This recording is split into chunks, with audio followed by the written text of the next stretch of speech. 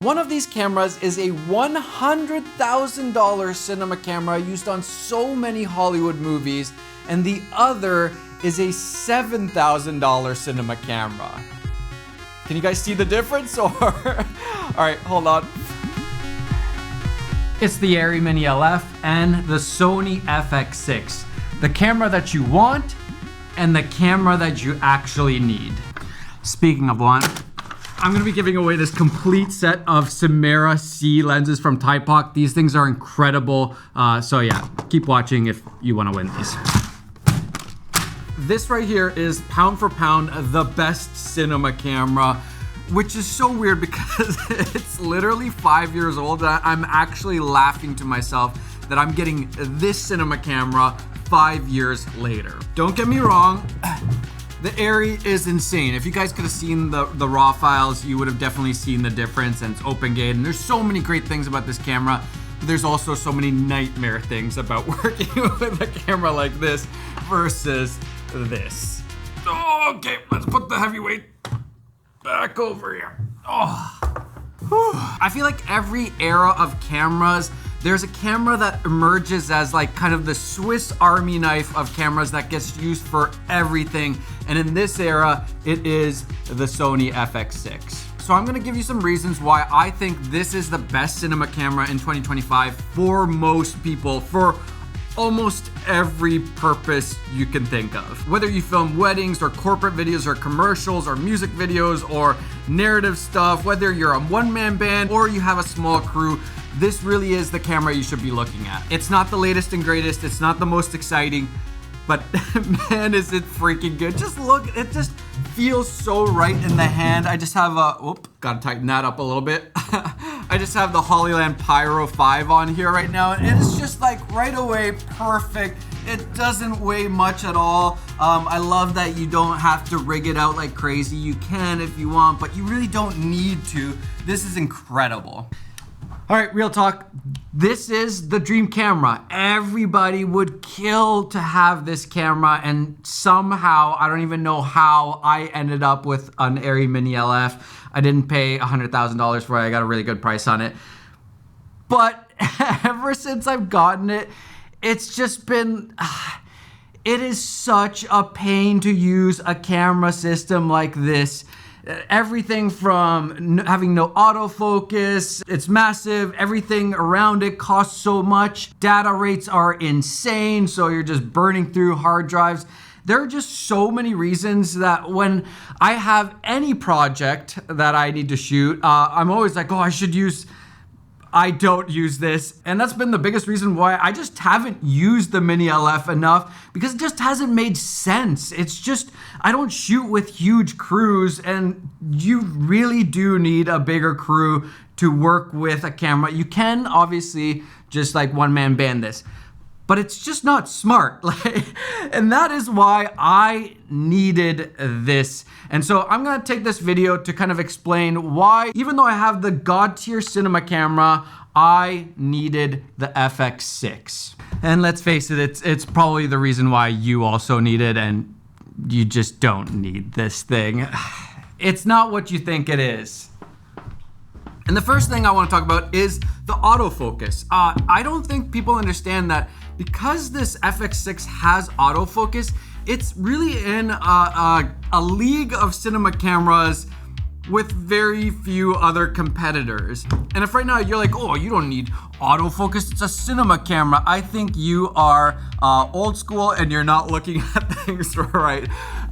There are so many times when having autofocus is so incredible. I'm not saying you have to use it all the time. You're gonna use PL lenses, and you're gonna have sometimes an AC pulling focus for you, all that stuff. But what if you don't? Or what if your AC sucks? Or what if your AC doesn't show up? Or what if the camera movement or your subject is doing something that's so hard to focus and you're trying to get it at f1.4 and they just can't do it? Well, you know what? Autofocus probably can. And it just means that as a one-man band shooter, you can do things that just aren't possible if your cinema camera does not have autofocus. Again, doesn't mean you have to use it all the time, but it is just so nice to have, and autofocus is so good. If you're like, it's not that, you haven't used autofocus recently, you're clearly, you know, you don't know. And as stupid as it is, or as stupid as that sounds, that makes this, the FX6, one of the best cinema cameras because you do have that option of autofocus when you need it. And if you're looking for budget cinema lenses that are incredible, the Thypox Samara Cs T15, they're tiny, look at that.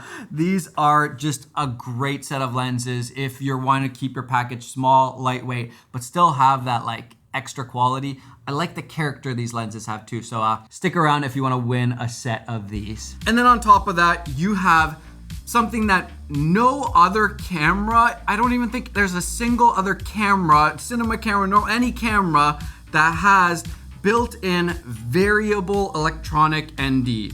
This, like once you use it, you're like, wait, how is this the only camera that has this? So not, you know, there's a lot of cinema cameras that have like ND filters and they'll like kind of come in one at a time, different strengths. That's nice too. This, you can literally scroll how much ND you want. And so it is doing it nice and variable. Just like when you have a variable ND filter on your lens, you can just choose exactly how much ND you want. And don't lie to me, everybody has been there where you're like, you kind of have your setup, you need the exposure to be a little darker and you put on the ND filter and then it's just like, oh, that's way too much. And then you take it off, you're like, ah, that's not enough. Okay, what do I do now? Do I stop it down a little bit? What am I doing? With this, you don't have to worry about any of that. I do not understand how this is the only camera that has that. And again, that's what makes this camera so unique compared to anything basically. And then you can even switch it into auto. Where's the auto button? Somewhere there, I can't see it on my little screen. But you can put auto NDs on, and that means that you can go from inside to outside, have the auto ND on. It ramps the ND perfectly so that you don't even notice. It crushed me there. Right the lens. Well, there you go. We started off at... I asked you, what way do you want me to walk? We started at ND 1/4 and now we're at 1/128. Nice and smooth. Look at that. I bet you it just looks beautiful. Okay, go back inside. Let's go back inside. This time don't destroy me. Hey, it's something to do with this up here. And then we go back inside and it's ramping down. Look at that. I didn't have to do anything. Look at that exposure change. Perfect. And then I pointed back outside. Bam. Oh, I was gonna leave. And do you know how hard that is? Like, okay, it's not that hard, but it just takes so much effort to do something like that. You gotta have motors on ND map box or something, or then you're ramping your iris, which that's not the same. That's not as good. You gotta have somebody actually doing that smoothly. It's so freaking good. And again, if you're shooting, you know, you just, let's say you work on cruise a lot, but like you're shooting something one-man band, that is like a make it or break it thing for a lot of different types of shots. For documentary stuff especially, like that is so freaking good. I don't think people understand, and like anybody who's used the FX6 knows how good it is. If you have not used it, you just have to try it. Trying to film kids at the skate park is a ridiculously good example of trying to get documentary footage, and it's working out quite well considering kids. All right, I feel like I'm getting a little too excited about this camera, which is, again, it's like a 5-year-old camera. It should not be the best cinema camera for most people. There should be other cameras out there right now, including from Sony, that I would be recommending. There is not. Dual native ISO, again, huge. It's one of those things that if you have not fully grasped that you can shoot at ISO 800 and 12,800, there's so many situations where it's low light, or you want to use natural light more and you want to make your camera really sensitive, so you can just add a little bit of natural light in different ways to make your stuff cinematic, or you want to make the lights that maybe aren't 18Ks look more like 18K lights. You can just put it to 12,800. Now your like normal aperture, whatever light is like way stronger and looks like way brighter. They actually shot, a lot of you probably don't know, okay, so it was shot on the FX3, but the creator, they shot everything at ISO 12,800. And I haven't fully confirmed this with Oren, but I'm pretty sure that was so that they could use smaller aperture, you know, 1200, whatever lights. And make them look more like 20Ks or whatever. And they could shoot with basically no light, you know, during blue hour or whatever. They could get away with so much when they're shooting at 12,800. And again, that is like, I still remember being in Iceland and I was with Peter and he had not a Sony, and I had my FX3 or A7S3, and we got to the spot, we missed sunset. It's one of my favorite spots in Iceland, in the world. This incredible black sand beach with this like moody mountain in the background, and we missed sunset and I was bummed. And then I was like, well, let's just go and explore, you know, just have some fun in the dark. And then I turn on my camera, I had a 1.4 lens, and I go to 12,800, and I can see everything. I can see more with the camera than I can with my own eyes. And I got really, really interesting, cool shots that I would have never been able to get. And then later that night, we go to our hotel and we're like, oh, let's just go outside. And there's just northern lights everywhere. And I'm just filming it. I'm not even time-lapse. I'm just filming it. And I'm getting everything. Like, there's so many times where that dual native ISO is just, yeah, it's the difference between getting a shot and not getting anything. Size and form factor. I think this size, weight, like it has a little bit of weight, obviously. It's more than an FX3. Like, this is tiny and super light. But this has all the extra bells and whistles that you kind of need if you're working on any like a little bit more professional scenario. For example, the audio handle. Okay, we do kind of have basically the same. This one's just a little bit better. I love having the record button on here. This is so good. I need a better articulating arm for this setup. Why is it that every camera and every monitor, has a different like mounting system? We want the same universal thing so they don't spin around. Come on, somebody figure that out. So freaking annoying. I love the tactile buttons. It takes a little bit of getting used to all the different buttons and where they are, but just having tactile buttons on anything, including a car, that's my one gripe with Teslas, is just so much faster. And you can do it kind of out of muscle memory, whereas if you have to always press things on a screen, or go into a menu, then you have to actually look at the screen and make sure everything's going right. Whereas here you can like get used to like, oh, okay, I'm gonna get some more ND or whatever, and you just kind of know where everything is. I love that you can have a V-mount battery, but you also don't need to, and you can just use like a little Sony MPF battery, and I can do the same with my monitor here, so I don't even need to have V-mount batteries. And I personally don't like V-mounts. I think they're really annoying, you know, just like having to bring chargers for them, and they're big and bulky. I would much rather work with batteries like this, so I love that. But of course you can rig it up a little bit more and have V-mounts and all that stuff too. And then of course we have a lot more of like the pro features, like SDI out, we have time code, just a lot of the pro features that you need when you're actually on, you know, like a more legit production. Yeah, you're just gonna, you can't really get away with using an FX3 on a lot of like, I'm shooting a little commercial for Nike types of shoots. Random thing too, check this out. Okay, I'll show you, it's gonna be upside down, but okay, I'm gonna turn on the camera, 3, 2, 1. Look how fast that turned. That was like 2 seconds.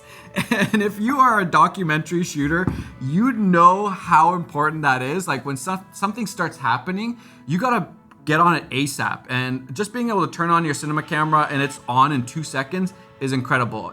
Every other cinema camera I feel like takes like 30 seconds to turn on, and you're just like, come on, the action's happening, I'm missing it, you know? This, you pop it on and you're filming pretty much right away. Small thing, but it makes a big difference. You know it. File sizes. The file sizes are reasonable. You shoot on something like the Airy, the data management is like a nightmare, and you have to spend hours extra on your day doing DIT, whatever, offloading cards, like just like stuff that nobody wants to be doing.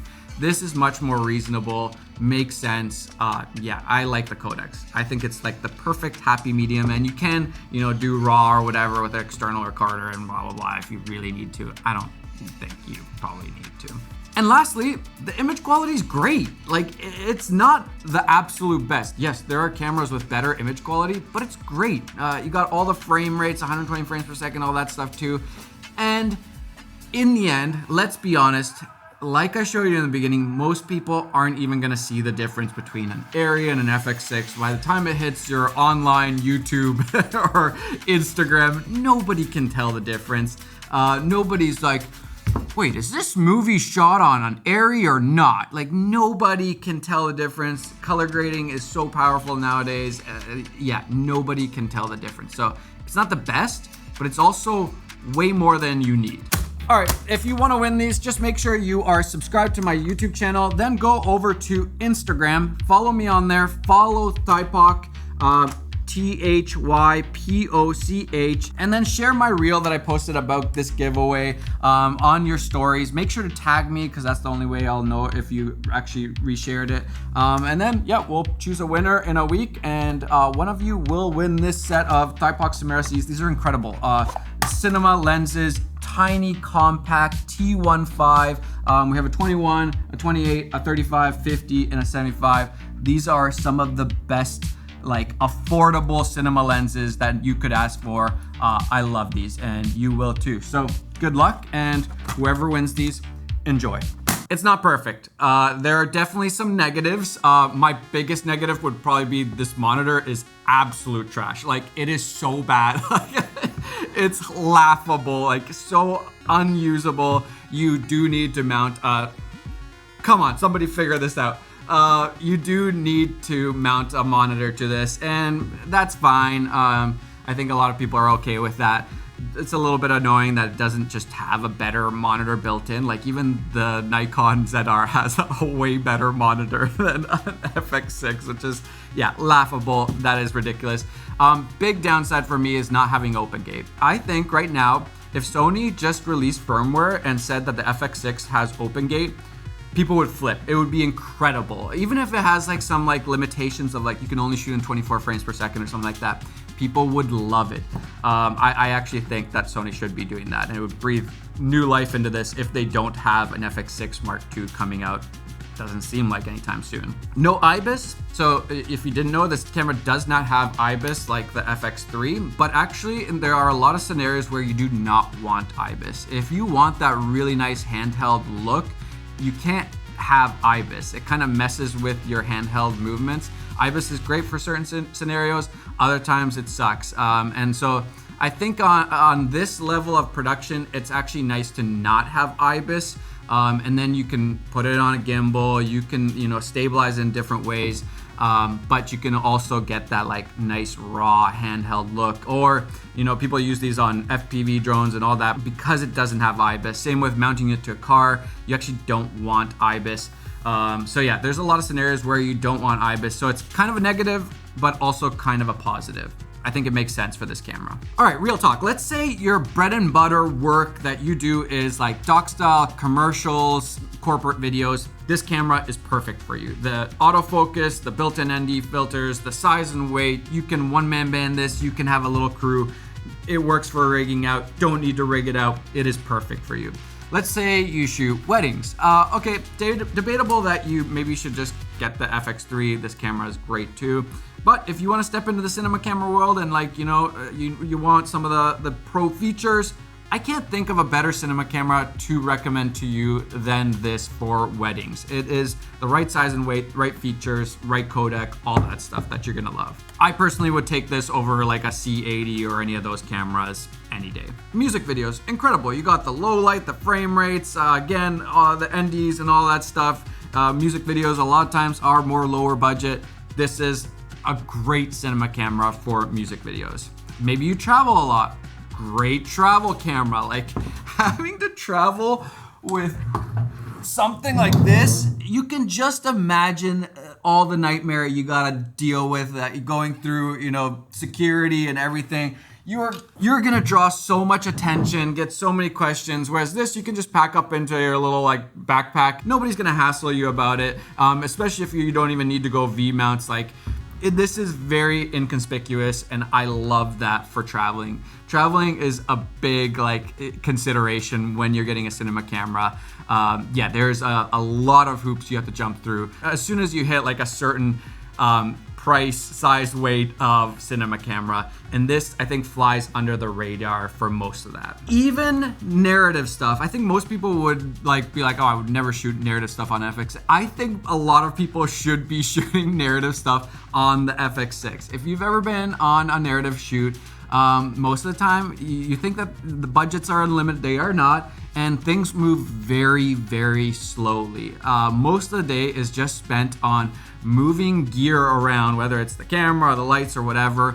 If you kind of lit spaces 360 and then used a camera like this, you are gonna move so much faster. You're gonna get so many more shots. You're gonna get more takes, just more of your story, which matters way more than having the latest and greatest and the absolute best quality. It matters so much more that you actually get the shots. And I think a lot of narrative stuff, you just always have to compromise on, like, well, we just can't move the camera because it's gonna take another half an hour to set it up over there. And so you're just gonna have to make do with this. And then you miss those shots. Whereas you use something like the FX6, you can move this around super fast, super easy, set it up really quickly. You can get probably like 10 times the amount of shots with this versus using an Alexa, for example. I honestly can't think of a scenario where I'm like, oh, you definitely would hate the FX6 or that would be horrible for you. Other than if you're working on like the highest high-end, like you're freaking Christopher Nolan, like you're working on like really big movie narrative stuff where then the budgets are a little bit more unlimited, still not unlimited. That's when you use the Aries and stuff like that. If you're in that like mid to, anything under medium to low budget commercials and film work, like if you're thinking of a cinema camera, this is it. This is the one. This is the camera that you need. Don't think of the camera that you want. I think a lot of us, instead of just putting time into actually getting better at what we do, learning lighting and learning storytelling and all these things that matter way more in the end, we just try to buy a more expensive camera. And we want the latest and greatest. That's gonna make me a better cinematographer. And most of the time, that is not true. In some ways, like if you're going from an FX3, for example, or any mirrorless camera to this will make you a better cinematographer because you can work faster with ND filters and autofocus and all that stuff, the pro features, SDI out, all that stuff. It is gonna help you. It is gonna make you technically better. But then going from this to, I don't know, like a Blackmagic cinema camera, that is not gonna make you a better filmmaker, and I would argue that it's gonna make you a worse filmmaker. It's just gonna be so much harder to work with than something like this.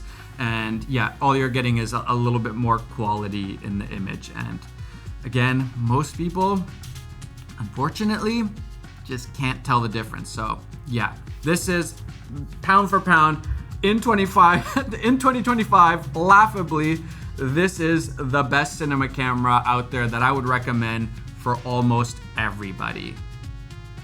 There it is. This is the one.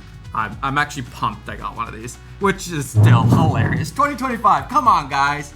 We gotta get something better. Learn from it. Internal ND filters. Autofocus should be on every camera. Get open gate in there.